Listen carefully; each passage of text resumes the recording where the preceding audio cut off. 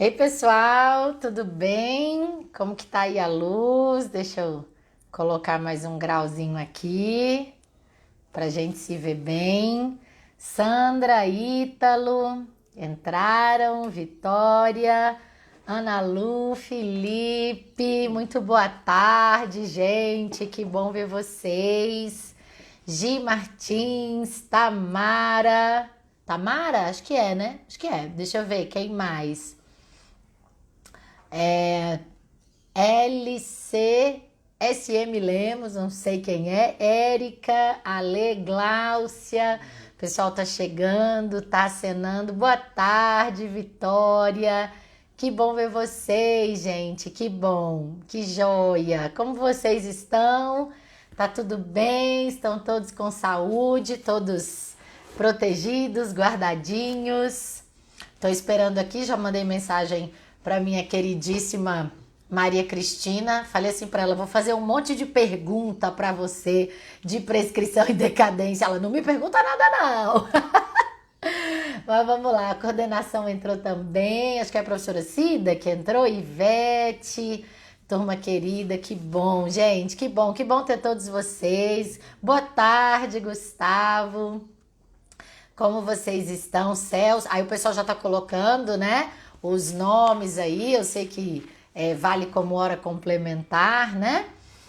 Eu acredito que o pessoal da coordenação vai verificando isso, tá, gente? Eu não tenho esse controle aqui. Mas se vocês quiserem ir colocando, acho que é bom, acho que é válido sim, pra gente. Então, pra gente ter essa possibilidade de depois mandar para vocês, não é isso? Então, meus queridos, como estamos? Estamos todos muitíssimo bem. O Omar tá colocando aí, direito noturno, Águas Claras. Vitória também, sétimo semestre, Águas Claras. Gente, vocês vão colocando aí, fiquem muito tranquilos, tá? Os nomes de vocês e tudo mais. Eu acho legal fazer como o pessoal tá colocando, tá? Coloca qual é o seu curso, qual é o seu semestre, exatamente, como a Ana Paula colocou agora, né? Ana Paula Mendes, quarto semestre, Asa Sul, Direito Asa Sul. Acho que assim fica mais fácil de depois a nossa coordenação identificar quem estava aí e quem participou. Mas vamos lá, gente, deixa eu me apresentar, né, até a maravilhosa Maria Cristina participar e entrar aqui. Tô esperando que ela entre para fazer a solicitação. Cris, se você já estiver aqui, por favor, faça aí a solicitação para a gente conversar juntas. Eu sou a professora Patrícia Dreyer, tenho a honra de ser professora na Faculdade de Processos. A gente estava fazendo umas contas assim. Ei, Ivete, tudo bem? Ivete, minha aluna que falamos hoje, né? Eu entrei em 2000, no finalzinho de 2006, no Instituto Processos, né, nos preparatórios para concurso, e depois, logo na sequência, em 2007, eu já entrei para o corpo de professores da faculdade, estou lá desde então. Tenho muita honra, muita alegria de fazer parte dessa família, assim, né? A gente sente saudade muitas das vezes, né? Saudade da sala dos professores, saudade dos meus colegas professores, saudade dos nossos alunos, mas a gente sabe que esse é um tempo que a gente tem que se manter ativo, produtivo, apesar de todos os enfrentamentos que a gente tem participado, né? Ei, Elton, tudo bem? Tantas histórias, né, que a gente tem na sala de aula, a troca, enfim, o bate-papo é muito enriquecedor, assim. Charles, Leonardo, Jonathan, tudo aluno meu, gente. Muita, muita, muita saudade de vocês. Mas é isso. E que bom que a faculdade, então, tem essa iniciativa de a gente estar junto também aqui nas nossas lives por meio do nosso Instagram, uma maneira da gente divulgar, uma maneira da gente estar junto e é uma maneira também da gente conversar sobre assuntos interessantes, tá bom? Então eu vou começar aqui conversando, tô esperando a Maria Cristina participar.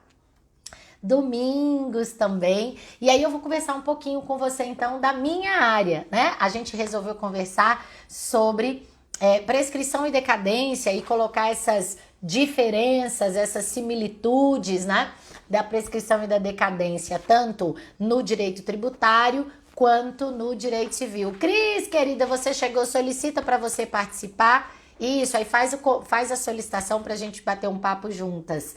E aí o que acontece, gente? Enquanto ela vai fazendo aí o convite, quer dizer, o pedido. Cadê sua solicitação, Cris? Não tô vendo sua solicitação aqui, não. Chegou a Cris, né? É muito doido, né, gente? Parece mesmo uma... Muito... Ó, tem visualizar aqui, deixa eu ver. Já solicitou? Convidar. Pronto, deixa eu colocar pra você. Ver se você consegue entrar. Aê! Que coisa Botar meus boa! fones. Ai, meu Deus. Agora deu. Cris e seus celulares, né? Tudo bem, Eu e a minha querida? estabanação. E aí, como você Ah, vai está? cair. Ah, Vou meu ter que Deus tirar do céu. esse. Eu vou ter que tirar esse fone, senão ele não fica, não. Ficou. Ó, o Charles! É, Regina! tem uma galera aí, Samile, tem um monte de gente pra gente conversar sobre prescrição e decadência. Tô cheia de dúvidas sobre prescrição e decadência no direito E não vem, tributário. não! Vem. Nem vem! Ai, que coisa boa. Tá tudo bem? Tá tudo em paz? Tá com saúde, os Tudo meninos? bem, tava aqui gravando aula pra faculdade. Ai, que Aqui os coisa boa. computadores, ó. Tudo pra gravar aula pra faculdade. É isso mesmo, é isso mesmo. Que coisa Gravando e boa. subindo aula. É isso mesmo. Então vamos lá, né, Cris? Vamos aproveitar o nosso tempo, o pessoal está aí participando. Vamos aproveitar o nosso tempo, vamos falar um pouquinho de prescrição e decadência. Vou falar um pouquinho de prescrição e decadência bem rápido dentro do direito civil, que eu gosto muito de dar um macete para os meus alunos, que é o seguinte: P de prescrição é P de pagamento e D de decadência é D de desfazimento. Então o que eu estou querendo dizer? Que quando um credor ele tem a vontade de forçar o devedor a pagar, então significa pagar indenização, pagar alimentos, pagar seguro, pagar dívida, pagar ressarcimento, pagar aluguel. Falou que é pagamento, o prazo é prescricional. E aí o Código Civil, ele foi muito inteligente, o Código Civil de 2002, bem diferente do Código Civil de 16. Você estudou no Código Civil de 16, Pri? Eu sou uma pessoa antiga, né? Aham. Eu sou uma pessoa antiga, deixa isso baixo. Então eu peguei exatamente a transição do código ali, entendeu? Ah, você pegou a Eu transição, entendi. peguei. Quando eu Eu formei, for- aí eu sou antiga. Entendi. Não, eu não vou nem dizer que eu Também formei, já não. era o código de 16, aí Então, 3 anos depois é que saiu o código de 2002, um ano depois é que ele começou a viger e eu que não sabia vamos, nada, vamos tive que deixar aprender isso tudo de novo. baixo. Eu É, também. e aí o que aconteceu é o seguinte, no Código Civil de 2002, o legislador foi muito mais inteligente, o legislador ele foi muito mais organizado. Então ele colocou lá que os prazos de prescrição que dizem respeito à perda da pretensão. Pretensão por quê? Porque o credor não tem mais força de fazer o devedor pagar. É isso.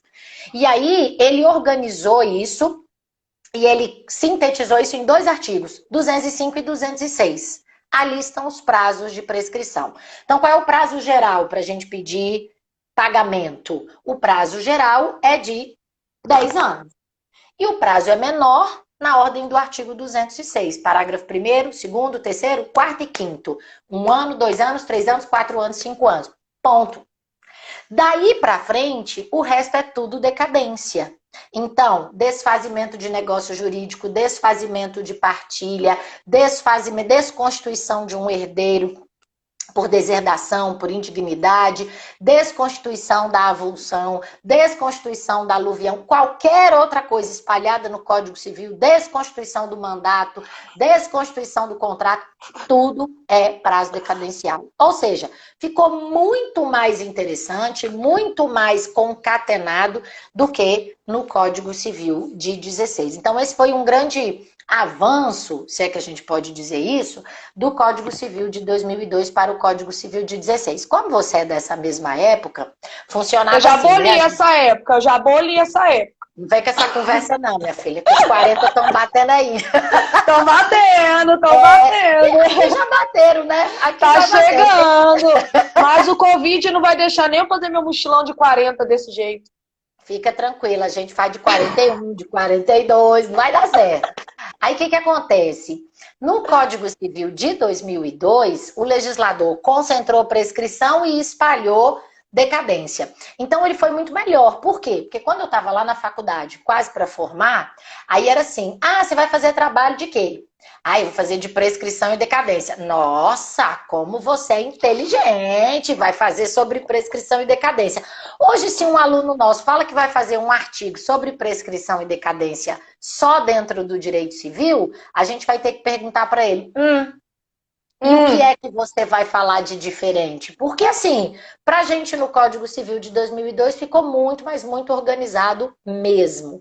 Então, é bem legal a gente poder pensar nessa, partindo desse pressuposto de que esses conceitos de que prescrição é perda da pretensão e decadência é perda do direito potestativo podem ser concretizados de um jeito mais singelo, de um jeito mais simples. Mas isso é dentro do direito civil. Como é que funciona no direito tributário? Então, tributário, você falou um monte de prazo aí, né, Patrícia? 2, 3, 5 anos, 10 anos, regra geral, né? Em tributário a gente só tem um prazo. É tudo 5 anos, entendeu? Seja decadência, seja prescrição, aí, ó. Tributário é muito simples, é pequenininho, engessadinho. Lá vem. Lá vem. Engessadinho, pequenininho. A gente só tem um prazo. Na verdade, dentro do direito tributário, eu brinco com os alunos que se você não souber absolutamente nada de tributário, você chuta 5 anos, entendeu? Porque os prazos em tributário, não só decadência e prescrição, são prazos quinquenais de 5 anos. Então, 5 anos de decadência, 5 anos de prescrição, 5 anos para executar, 5 anos para entrar com declaratória, 5 anos para entrar com anulatória, estava falando isso agora há pouco. 5 anos para entrar com consignação, 5 anos para pedir restituição que foi pago indevidamente, 5 anos para devolver o empréstimo compulsório, 5 anos para diminuir o imposto extraordinário de guerra, salvo 4 prazos. Que aí nem interfere em decadência e prescrição, né? Salvo 30 dias para pagar, 30 dias para embargar, 2 anos da denegatória e 120 dias do MS repressivo, os prazos em tributário são de 5 anos. Então, por exemplo, se o aluno quiser trabalhar prazo de decadência e prescrição em tributário, não tem graça, porque o prazo é de 5 anos. E qual é a diferença da decadência e da prescrição em direito tributário? E aí sempre volta aquela máxima da nossa relação jurídica, que eu começo lá, lá vem a professora de novo, falar daquela relação jurídica.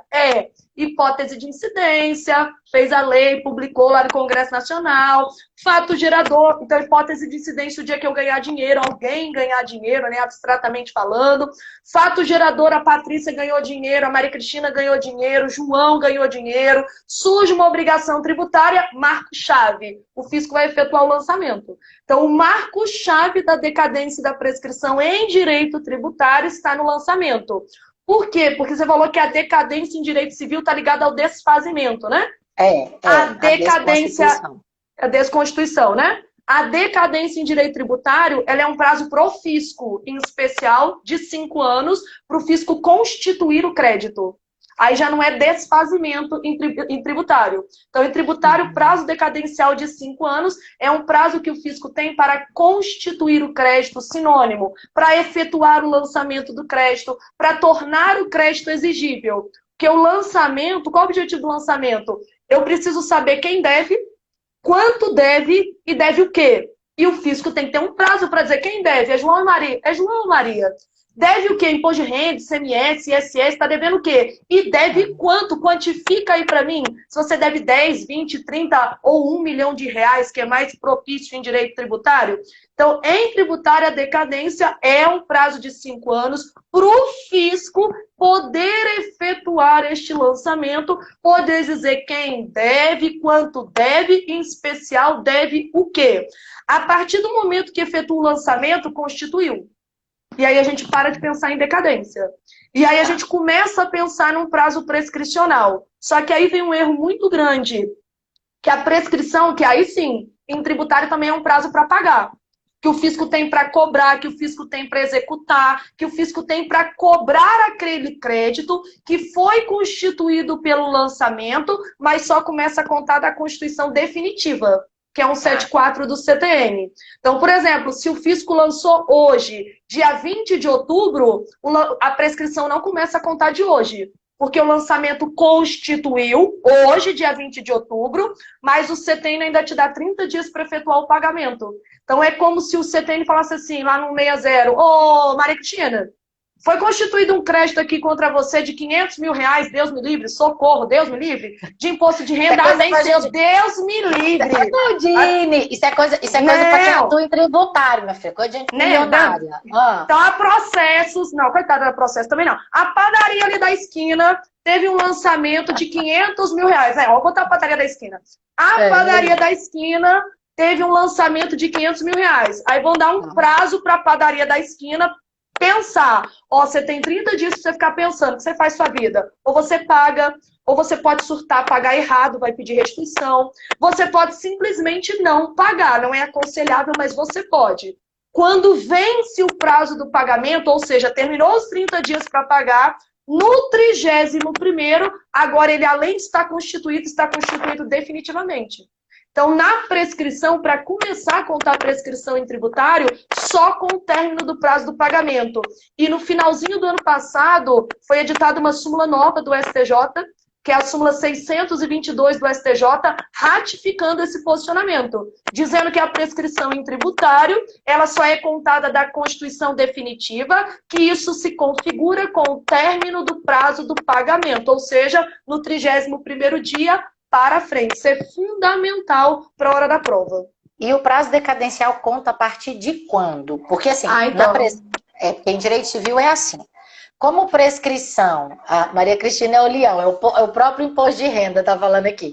Olha só. O pior é que nem eu de óculos enxergo. Por negócio feio.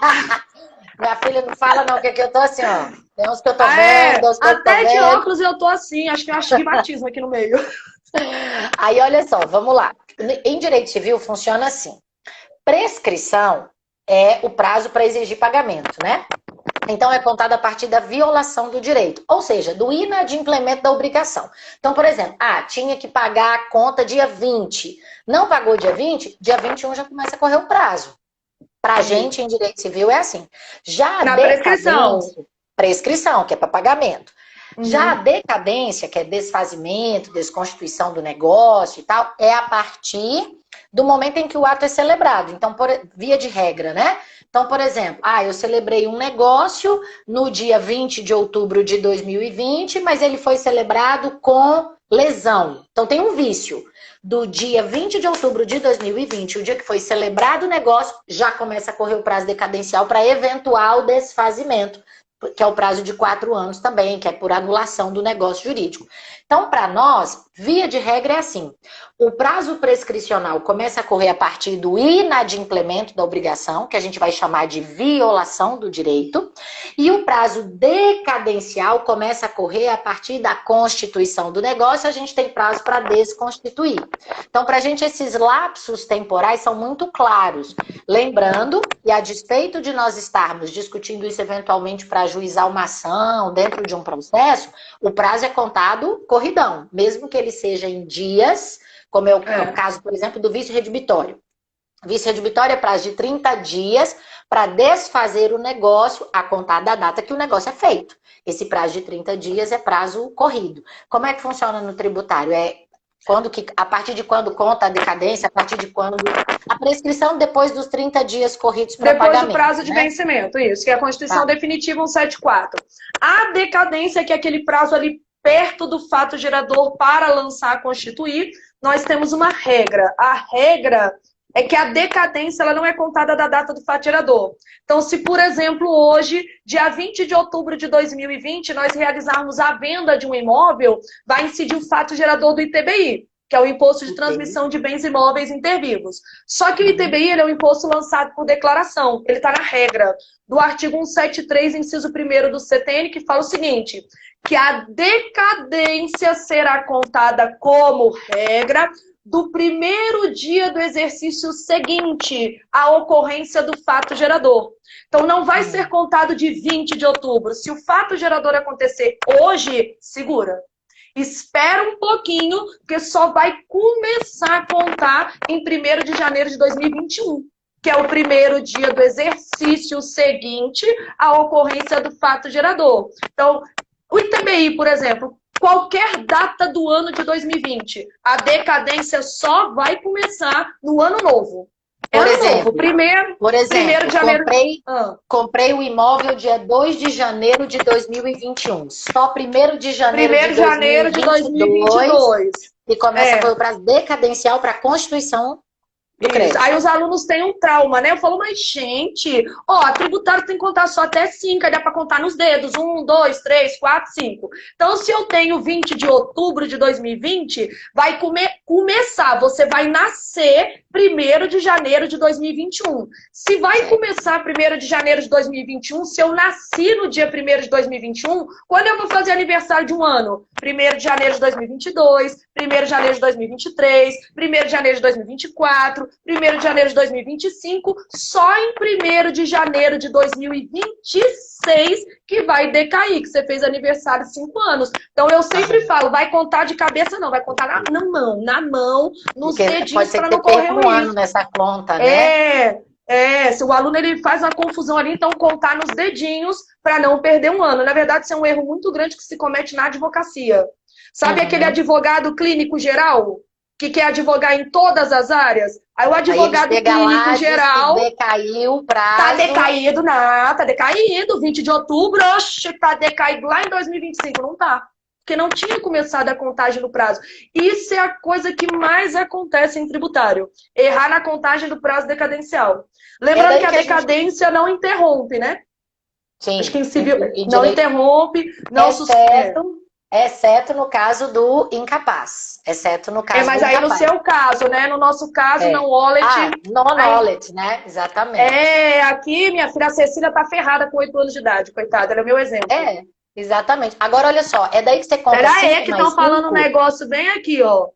Exato, contar até 5. Só lembrar o tanto de gols que o Corinthians levou do Flamengo. Muito bem. Gente, você não deixa... Gostei. Não deixa de ser, né? Não deixa de ser uma referência. É daí que você pensa em 5 mais 5? É 5 para lançar e 5 para cobrar? Eu tenho medo dessa expressão, porque senão daqui a pouco o aluno volta naquela teoria dos 10 anos. Isso. Não tinha aquela teoria dos 10 anos que foi superada? 5 mais 5 daria 10 anos. É até 5 para lançar decadência, e aí em tributário eu brinco. O D de decadência vem primeiro no alfabeto. Então, em tributário, primeiro conta D de decadência para lançar e depois P de prescrição para executar. Só que é até 5 para lançar. O fisco pode lançar em 3 meses?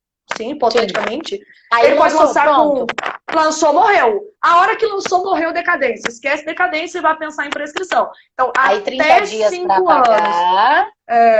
E aí que começa até 5 para executar a prescricional. Isso. E aí depois, como é que funciona no processo? Funciona como no direito civil? Porque no direito civil é o seguinte, a gente tem 3 possibilidades, né? 3 possibilidades. As causas impeditivas ou causas suspensivas da prescrição, que são as mesmas, e as causas interruptivas. Então, por exemplo, em direito civil, eu sempre dou esse exemplo, porque é o primeiro que está lá. Não corre prescrição entre cônjuges na constância da sociedade conjugal. Claro, se eu estou casada com meu marido, eu vou ajuizar uma ação contra ele, cobrando dele um pagamento? Não vou. Então, enquanto a gente está na sociedade conjugal, não há que se falar em prescrição. Aí, como que funciona isso? Se eu, por exemplo, eu acho que eu dei esse exemplo um dia desse. Vamos pensar, estou dirigindo o carro, vem alguém, bate na traseira do meu carro. Eu não conheço o cara. Aí, em vez de eu cobrar dele, eu me apaixono por ele. Aí a gente começa a namorar, 1 ano depois a gente casa. Ou constitui união estável. Do dia que ele bateu no meu carro, ele já está me devendo, ele tem que me pagar. Mas aí, corre o prazo de 1 ano, o prazo para pedir reparação civil é de 3. Corre o prazo de 1 ano e a gente casa. O que acontece? Suspende a prescrição. Aí, suspende o prazo prescricional, o prazo vai ficar desse jeito até um dia, se acontecer, da gente separar. Aí, vamos lá. Então, o casamento suspendeu. O casamento suspende. Por quê? Porque primeiro começou a correr a prescrição e aí depois houve o casamento. Aí o casamento suspende. Aí, beleza. O casamento suspendeu, vai ficar aqui. Laços de família. Laços de família. A Gabi, que saudade. Aí tá, beleza. Dá pra fazer um roteiro. Aqui. Aí tá. O casamento não dura, né? Aí o casamento desfaz. Quando o casamento desfaz, volta a correr de onde parou. Aí, beleza. Tem aquele primeiro momento ali que a gente fica brigando do divórcio, nananã, partilha bem, nananã. Depois que eu faço isso, eu dou entrada na ação. Quando eu ajuizar a ação, o que vai acontecer é que agora, quando eu ajuizo a ação dentro do prazo, né? Dentro do prazo, o juiz recebe a petição inicial e dá um despacho ordenando a citação do réu, zera a prescrição. O casamento após a batida. Olha, Leonora também. Aí zera a prescrição. Por quê? Porque vai interromper a prescrição. Aí começa de novo. Aí esse despacho que... Então, mas na verdade o processo não está mais na mão do credor, concorda comigo? Sim. Ele deu entrada. Se vai demorar o processo, pensando que ele não está fazendo nada para o processo ser muito lento, né? Então, se o processo vai levar 1 ano, 2, 10 ou 20, não está mais na conta do credor. Ele tomou providência. E se ele tomou providência, a cada ato processual é como se essa interrupção da prescrição, esse prazo zerado, ele se renovasse. Não que acontecem várias interrupções, mas essa interrupção, ela volta a aparecer. Então, o que acontece? É exatamente isso, ela se renova. Aí o prazo, tanto faz. E a interrupção, ela zera o prazo, né? Zero prazo, que é o caso de tributário.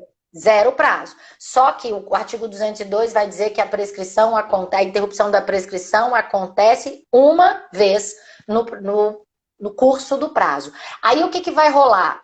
Vai rolar que, se esse processo demorar muito e o credor não tomado nenhuma providência para atrasar o processo, é culpa do judiciário, é da pandemia, é da lentidão, esse processo pode levar o tempo que for, porque ele exerceu a sua pretensão dentro do prazo. E detalhe... Isso em tributário ele também fala. Tem uma súmula de tributário que fala exatamente isso. Que se a execução for ajuizada dentro do prazo e a demora na citação se der por culpa, por exemplo, do judiciário, isso não vai prejudicar o direito Súmula da pessoa. 106. E aí a pergunta é, interrompe a prescrição retroagindo a data de propositura da ação.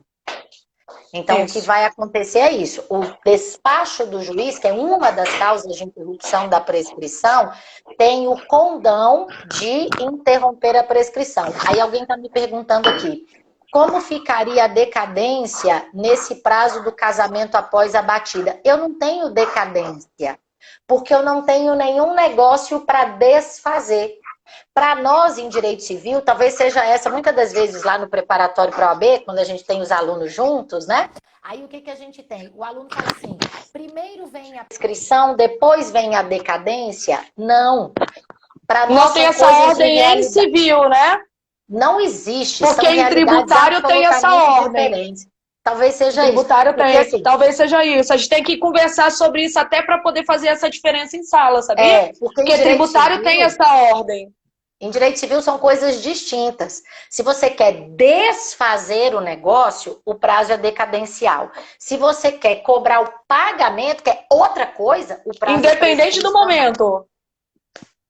Independente não, em tributário necessariamente tem a ordem. Não, a gente não tem, são coisas completamente diferentes. São matérias que têm um núcleo. Então, o tributário necessariamente, primeiro você está no início da relação jurídica, decadência para lançar, depois necessariamente prescrição para executar da Constituição definitiva. Você falando aí das causas de interrupção, nós temos causas interruptivas de prescrição em direito tributário, lá no 74, parágrafo único. E zero prazo, começa de novo. Engraçado que a primeira causa de interrupção de prescrição em tributário é o mero despacho que ordena a citação. Que não é assim em civil. Civil precisa da citação válida. Não, na verdade, hoje em dia... Não necessariamente. O que eles dizem é assim, porque aí depois com o Código de Processo Civil, o que a gente tem é assim, o despacho que ordena a citação interrompe a prescrição na data de propositura da ação. O que não dá para ser é assim, não dá para ser o mero ajuizamento, porque o mero ajuizamento de uma petição não recebida Simplesmente Não adianta, tem que ter pelo menos o despacho. Exatamente, não vai conseguir. E ainda a gente vai ter a possibilidade de outras causas, como, por exemplo, o protesto cambial, o protesto judicial, a constituição do devedor em mora, e tem uma causa que o devedor precisa conhecer. Porque como a interrupção da prescrição vai se dar uma única vez, se o devedor for muito esperto ou muito inteligente, o devedor interrompe primeiro. Porque como que o devedor interrompe primeiro? Confessa a dívida. Quando o devedor Tributário também confessa a tem dívida, isso. ele interrompe a prescrição. Aí você vai dizer, o devedor é doido, professor? Ele vai confessar a dívida? Meu filho, ele já deve. Só que se ele reconhecer isso inequivocamente, ele zera a prescrição. O que isso vai fazer? Com que o credor não consiga interromper lá na frente. Então, Em tributário tem 4 causas.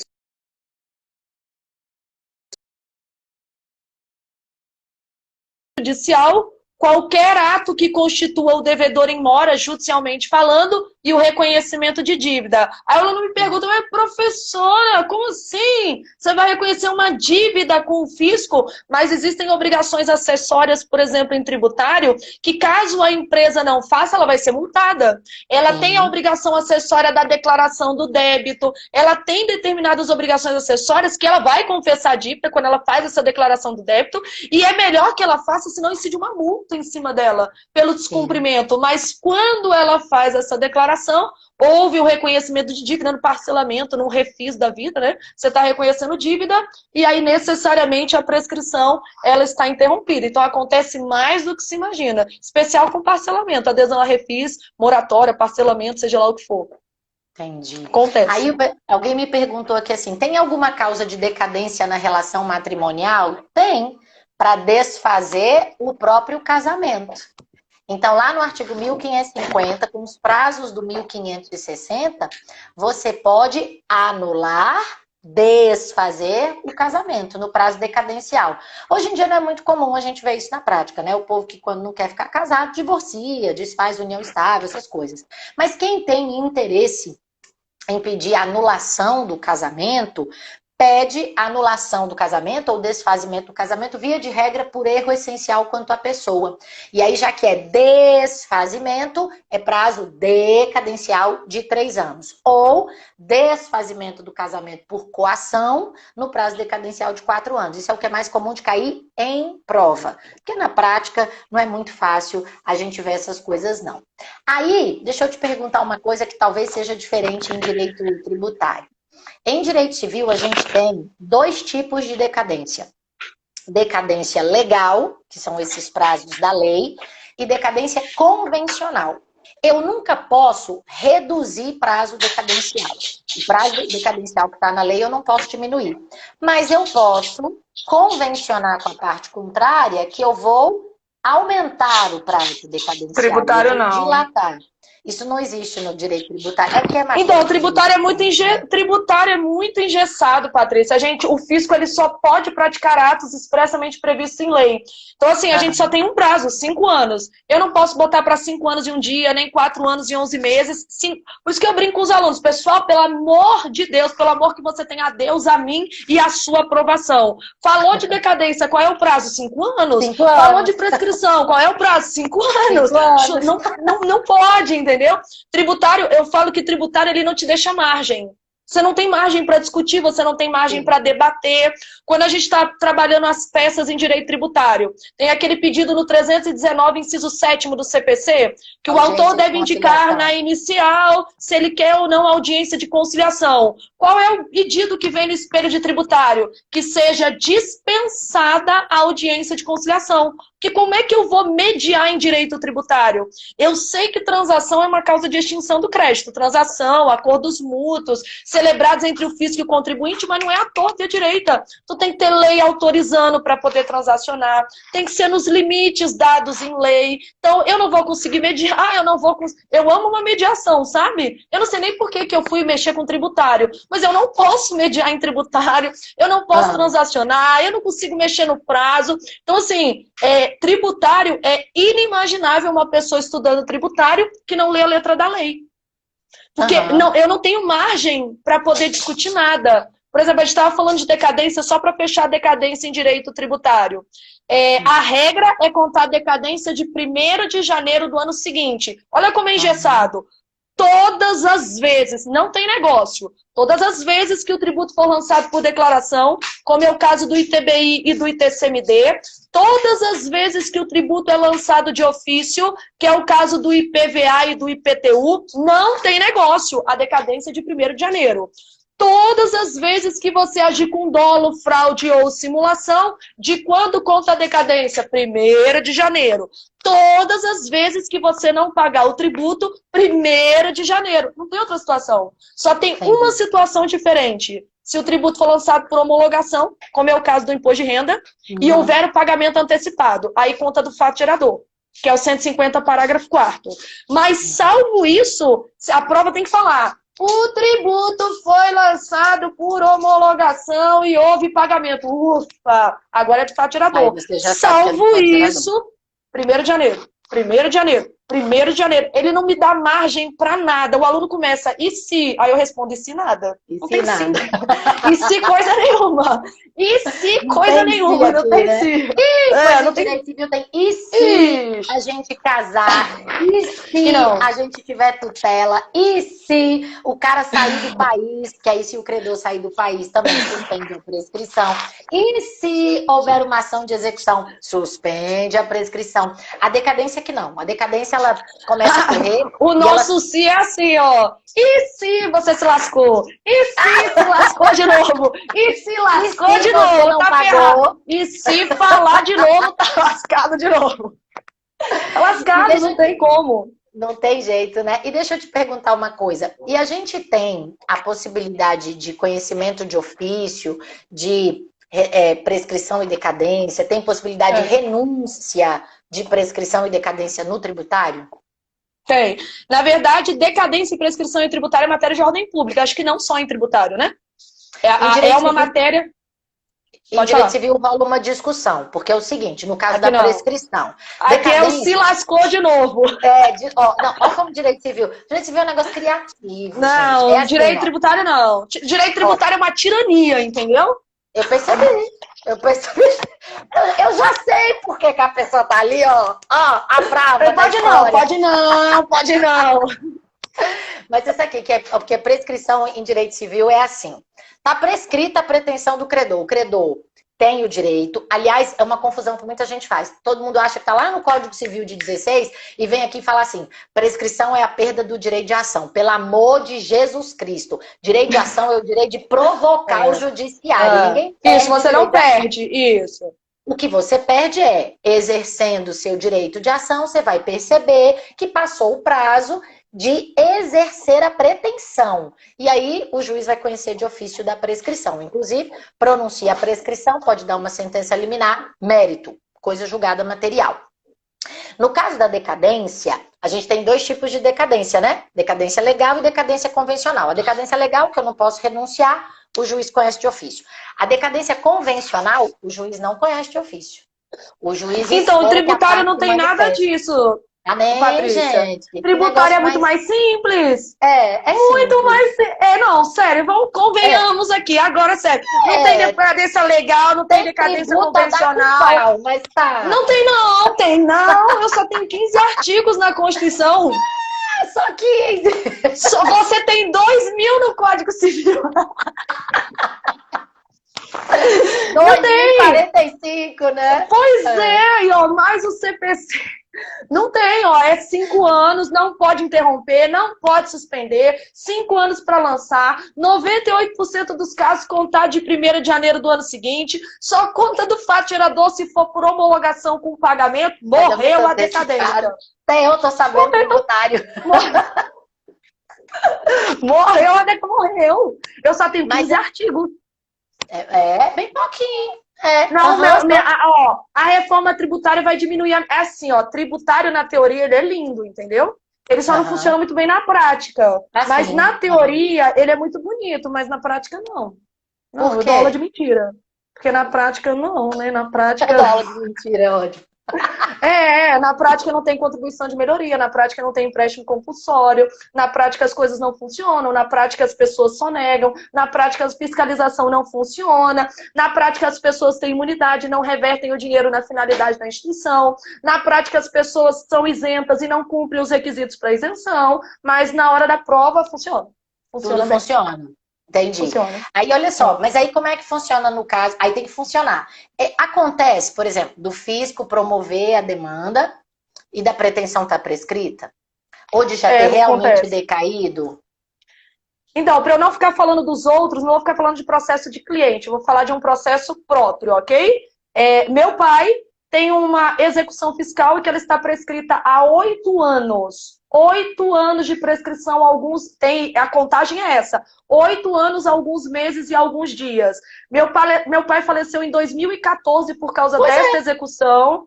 E até hoje o processo está rolando. Você vê como demora. Em primeiro grau, a gente entrou com uma exceção de pré-executividade no meio da execução fiscal para alegar matéria de ordem pública, já que é matéria de ordem pública, vamos contar até 5. O juiz conta até 5 comigo. Eu, inclusive, à época, fui despachar com a Cecília, que tinha 1 mês de idade à época. Nossa. Fui ao Rio de Janeiro despachar. Meu pai, servidor público desesperado, ficava lá F5 como se um processo fosse movimentar. A cada F5 que ele fosse dar, é sério. E aí eu entrei com exceção de pré-executividade, o procurador reconheceu, tem um parecer dele, reconhecendo que o processo está prescrito, e aí o juiz mandou uma outra intimação para ele. Quando meu pai recebeu uma intimação, eu tô brincando, mas é sério. Quando ele recebeu a intimação 24 de setembro de 2014, ele ficou tão nervoso que ele teve um infarto e morreu. Na citação, tô brincando não. Você lembra disso? Na citação da execução. Eu falava pra ele, fica calmo que você vai morrer com esse processo, ele vai resolver e você vai ter um troço. Dito e feito. Hoje nós já estamos em 2020, o processo subiu pro tribunal, acatou no tribunal, mas vai subir para onde? STJ, vai subir, fazer seus recursos. Por que vai subir? Porque eles recorrem mesmo sabendo que... É isso que eu não entendo. Por isso que eu digo que na prática não funciona. Eles estão recorrendo, mesmo acatando a parte contrária, o fisco recorre. Artigo 81, está prescrito. Aí, tá vendo? Tá prescrito. Artigo 81, pois é, tá prescrito. Processo civil, tá e provocando continua incidente recorrendo. manifestamente protelatório. Pronto, tá no TJ e eu duvido que eles não entrem com recurso. Porque não era para ter recorrido para segunda instância. Não tá prescrito? Sim. Não já reconheceu que está prescrito? Por que está recorrendo? Então, aí é um processo que se estende durante anos, que já podia ter desafogado o judiciário, entendeu? Que poderia ter sido reconhecido administrativamente.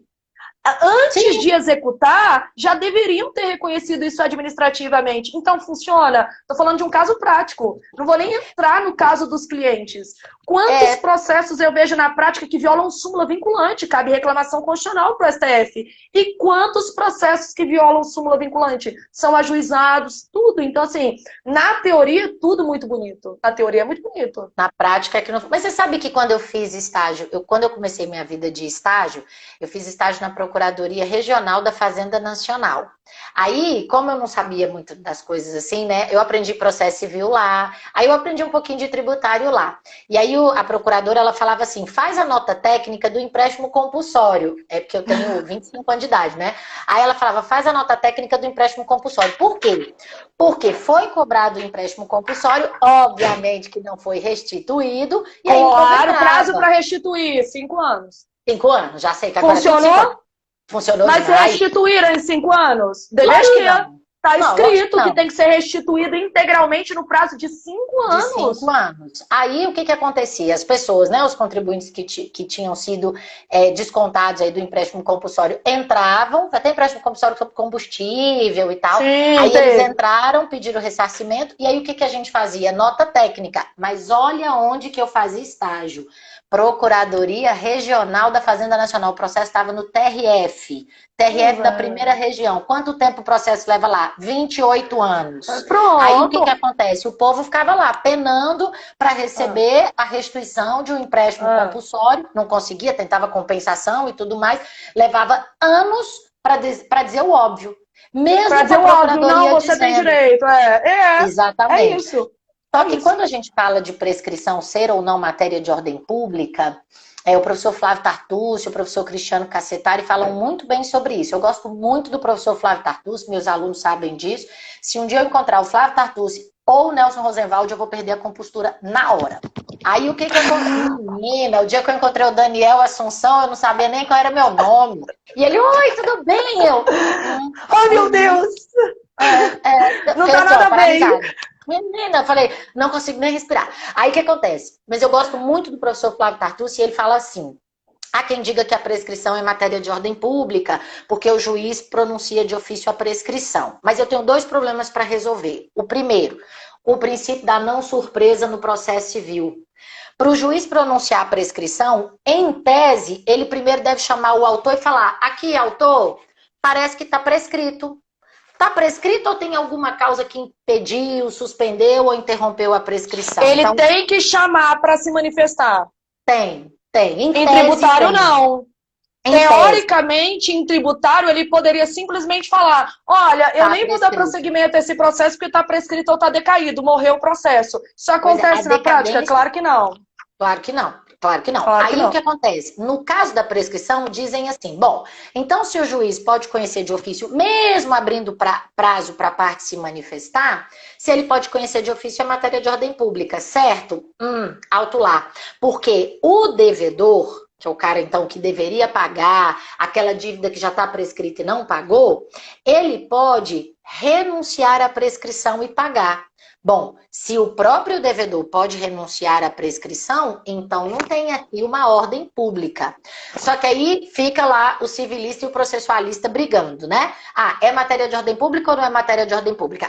É matéria de ordem pública porque se conhece de ofício. Não é matéria de ordem pública porque pode renunciar. Aí o Flávio Tartucci vem com uma frase sensacional. Ele diz, ainda que a prescrição não seja matéria de ordem pública, coloca isso na prática. É claro que o juiz pode conhecer de ofício, porque mesmo que o devedor possa renunciar, a razoável duração do processo é fundamento, é princípio constitucional. E ele é matéria de ordem pública. Todo julgador deve primar pela razoável duração do processo, lá do artigo 5º, inciso 78 da Constituição. Já na decadência está bem claro. Decadência é matéria de ofício, é matéria de ordem pública, conhecida de ofício, porque está dizendo lá, deve o juiz de ofício pronunciar a decadência quando fixado em lei. E no caso da decadência convencional, não. No caso da decadência convencional, o juiz vê e não fala, porque é função dele não falar naquele caso. E aí a pessoa que quer dizer que decaiu é que tem que levantar esse argumento, essa preliminar de mérito. Então, para nós, é assim, várias coisas podem acontecer aqui. Aqui então, não. Deixa eu te fazer uma pergunta. Por exemplo, em civil, você pode pedir a restituição de um crédito prescrito? Em tese, não. Porque se você em tributário pagou, eu posso. Entende a diferença? Pagou, sim, perfeitamente. Se você e aí, pagou, exatamente, você prescrição. Então, em civil, você pode ou não, é discricionário, né? Renunciar ou não à prescrição. Você tem essa margem de poder ou não renunciar. E aí, daí nasce a teoria de que não se pode pedir restituição de crédito prescrito em civil. E aí, quando eu tô dando aula de tributário, eu venho desse raciocínio de civil, porque eu sei que tiveram aula de civil com você, e eu tenho que trazer para tributário. Eu falo, gente, no entanto, todavia, aqui não é aula de civil. Em tributário, seja a decadência ou a prescrição, está na letra da lei. Está lá no 156, inciso 5º do CTN, que a decadência e a prescrição são necessariamente causas de extinção do crédito.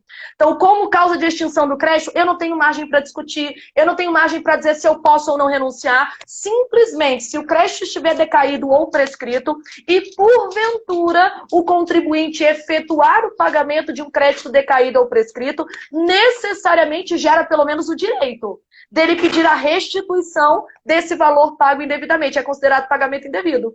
E aí, da data do pagamento indevido, do crédito decaído ou prescrito, abre-se prazo de novo de 5 anos. Para entrar com repetição de indébito e pedir a restituição desse valor. Em tributário muda. Então, você vê que tributário é bem engessado. Bem engessado. E aí, você pode pedir compensação também. Posso. Por exemplo, eu posso você pagou a maior, pagou um crédito que você não tinha que pagar, aí você pode pedir compensação com outro crédito. Tem três formas. Eu posso tentar na via administrativa essa restituição, que na prática dificilmente você vai conseguir. Posso fazer um pedido de compensação na via administrativa, mas, mais uma vez, compensação é causa de extinção do crédito, mas eu só compenso se tiver lei autorizando. Então, se não tiver lei, não vai compensar. Ou eu posso entrar com uma ação de repetição de indébito para que seja reconhecido o pagamento indevido, para receber em dinheiro, que na verdade é precatório, né? Apresenta no primeiro de janeiro para pagamento, enfim.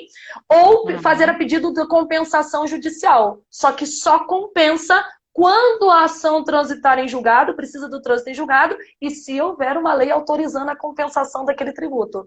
Então, Ou nem seja, sempre daqui você a vai compensar. 37 anos e 4 meses, a pessoa vai conseguir a compensação, né? Então, eu falo que a gente brinca quando é criança do meu bisavô, do meu tataravô, por causa de tributário. Pode ser que o meu tataraneto receba no meu lugar, entendeu? Pode ser. É por isso, é para brincar de tributário. Entendi. Tá vendo? Tributário é muito engessado, mas demora demais. Se tivesse mediação, se tivesse a possibilidade da gente resolver logo na primeira audiência. Mas não tem a possibilidade de mediar? Mas só se eu tiver lei autorizando. A transação em tributário depende da lei e dos limites traçados em lei. Eu não tenho essa flexibilidade. Entendi. O procurador, por exemplo, ele não pode chegar lá na audiência e falar...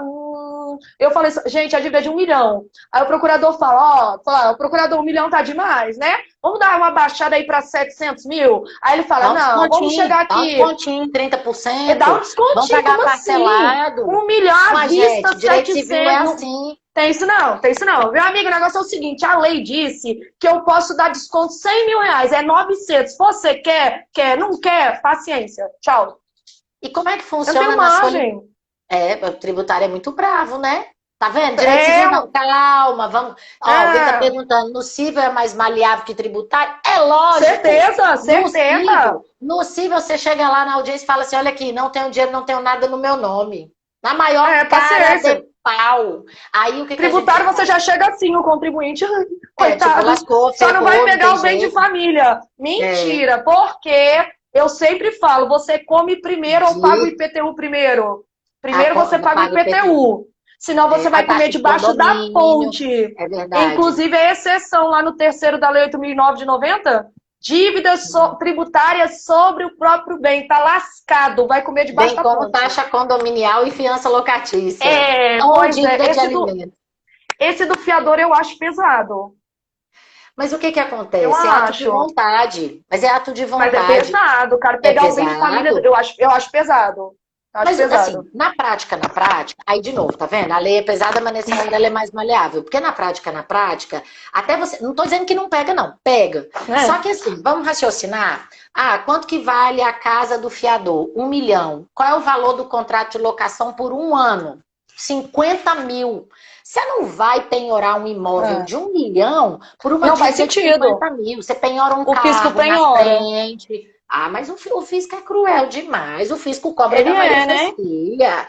Pelo amor de Deus. Coitado. Tem uma questão da primeira fase que fala, eu quase comecei a chorar quando eu li a questão. Joana, servidora pública, sofreu um acidente de carro viajando de férias com a sua família, teve traumatismo craniano gravíssimo, estando em estado vegetativo. Ela é contribuinte de imposto de renda, do imposto de renda que ela vai receber? Claro que sim.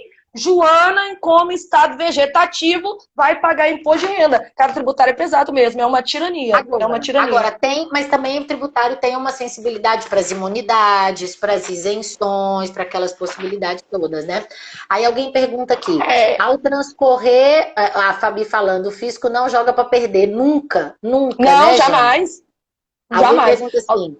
Ao transcorrer o lapso temporal do prazo decadencial para lançamento, este não poderá coincidir com o prazo prescricional para o requerimento da repetição do indébito? Então, eu estou antes do lançamento, se eu estou falando de decadência. Então, pode ser que aconteça isso aqui, ó. Aconteceu o fato gerador, dia 20 de outubro de 2020. Como regra, eu só vou começar a contar em 1º de janeiro de 2021. Só vai decair em 1º de janeiro de 2026, que é quando completa em 5 anos. Decaiu 1º de janeiro de 2026. E eu pago no dia 1º de janeiro de 2026. Necessariamente, o crédito já está decaído porque completou 5 anos. Quando Sim. eu pago dia 1º de janeiro de 2026, eu já efetuei um pagamento indevido em janeiro de 26. E é em 1º de janeiro de 26 que vai começar os 5 anos para eu poder pedir a restituição deste valor pago indevidamente. Então, nesse caso, não coincidiu, né? Eu só dei uma sequência. Eu podia ter pagado, sei lá, podia ter pagado em abril de 2026. De abril de 2026, abre-se prazo de 5 anos para poder pedir a restituição desse crédito pago de maneira indevida. Entendi. E como é que funciona em dívida solidária? Porque, assim, para nós, se interrompeu a prescrição... se interrompeu a prescrição, por exemplo, para um credor... Interrompe para todo mundo. Mas aqui, não, calma, aqui em direito civil, calma, a dívida pode ser solidária ou não, porque a solidariedade não se presume, resulta da lei ou da vontade das partes, artigo 265 do Código. Então, Aqui assim, não, a solidariedade resulta da lei ou do interesse comum no fato gerador. Se lascou, não tem vontade nenhuma aqui. então, mas aí interrompeu contra um devedor solidário, interrompeu contra todo mundo. Mas existe dívida tributária não solidária? Existe. E aí, Existe. se interrompeu para um, interrompeu para o outro? Não, se ela for solidária, que é o 124 do CTN, interrompeu para um, interrompeu para todos os devedores solidários. Eu posso ter, por exemplo, uma responsabilidade pessoal no 135 do CTN, por exemplo, com relação ao sócio-gerente. O sócio-gerente, o sócio-administrador, praticou um ato infracional... Vai despencar uma tempestade aqui em casa. Praticou um ato infracional. Você escutou o trovão? Praticou um ato, infringiu a lei, o estatuto, o contrato da empresa ou excedeu os poderes.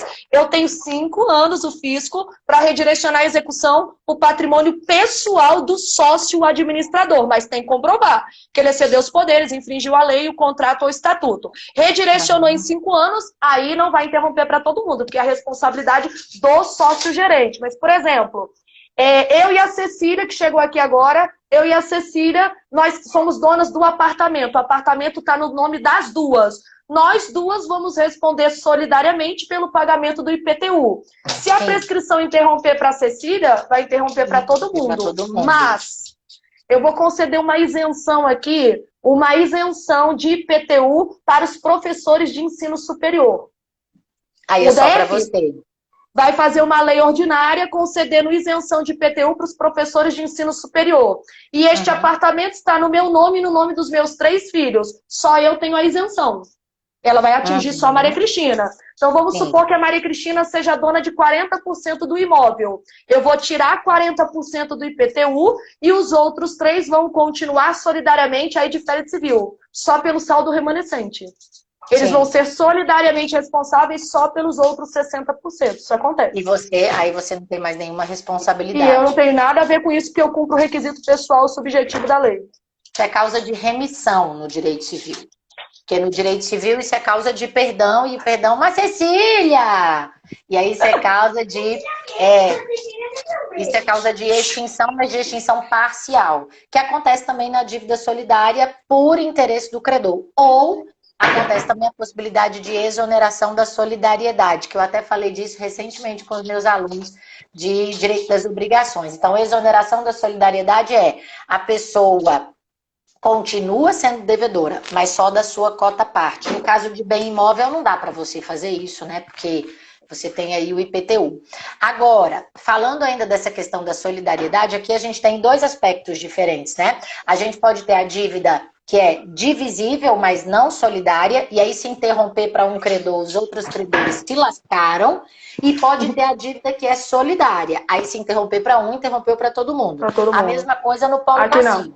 Se interromper contra um devedor, porque a interrupção vai prejudicar um devedor. Se interromper contra um devedor, isso não atinge os demais. Mas se interromper contra um devedor solidário, atinge todo mundo. Sabe uma coisa que é interessante em tributário? Que a gente não tem solidariedade ativa. A gente só tem solidariedade passiva em tributário. Se você permite solidariedade ativa em tributário, você está permitindo que vários entes Que todos cobrem ao os mesmo entes tempo cobrem ao mesmo tributação, tributo, né? né? Então aqui Sim. só solidariedade passiva, não tem ativa. Graças a Deus, né? Pelo menos isso. Não, pelo Pelo amor de menos Deus. isso. É. Agora, a Eu acho que a gente solidariedade vai cair, ativa, Patrícia, em 3 já? minutos. Meu Deus, que Porque rápido! Então porque o vamos despedir do Instagram, povo. Eu ia dizer que ele, para, ele, né? ele vai derrubar a gente. Meu Deus, Instagram derruba a gente não. Que eu ia te falar? Que em direito civil você pode ter solidariedade ativa ou solidariedade passiva por lei ou pela vontade das partes. Num polo ativo, no polo passivo, tanto faz. Porque aqui a gente tem autonomia de vontade, a gente tem liberdade. A gente pode fazer o negócio do jeito que a gente quiser. É diferente do direito tributário. O direito tributário é muito cruel, muito malvado. Então vamos despedir, né, Cris? Foi muito bom. Morrendo de saudade. Ai, eu também. Tô isso aqui, de invadir sua casa. De marcar uma aula clandestina. Vamos marcar uma aula clandestina. Meu sonho é ver assim, os alunos, você de novo. Coisa saudade, boa, né? Patrícia. Saudade dos alunos, saudade da energia do presencial. Sinto muita saudade de encontrar os alunos, de ver aquela nossa rotina muito louca. Saudade de você, sinto muita falta mesmo. Que bom que a gente... Espero que isso passe logo. É porque o povo não sabe que a gente se fala, que a gente conversa, né? Graças a Deus, né? Ainda bem que tem internet. Você já pensou na pandemia da gripe espanhola, que não tinha nem a internet? Não, graças a Deus. Gente, um beijo muito carinhoso para todos os nossos alunos. Foi muito bom falar, ver vocês aqui. A gente ia vendo os comentários, mas é tanto assunto que a gente tem. Porque vai subindo. Um beijo muito carinhoso a todos vocês. Obrigada, beijo, nossa querida faculdade. E a gente se vê muito em breve. Beijo, Cris. Amém. Cuida, viu? Beijo, fica com Deus. Beijo, tchau.